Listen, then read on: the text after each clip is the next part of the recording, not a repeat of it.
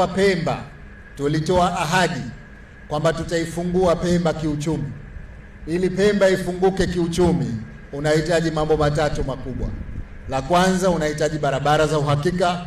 La pili, unahitaji uwanja wa ndege wa uhakika wa kimataifa, na la tatu, unahitaji bandari za kimataifa. Vile vile kwenye upande wa barabara, tuna barabara kuu inajengwa kutoka Chake kwenda Mkoani, na barabara ya Chake kuja Wete ndio hii.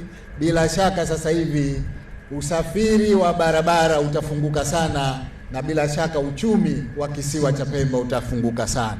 Nasema kwamba haya ndiyo yanayopaswa kufanyika katika nchi ili kuleta maendeleo, na sisi tuliahidi na nyinyi ni mashahidi. Yote tuliyoahidi yanatekelezwa kwa vitendo.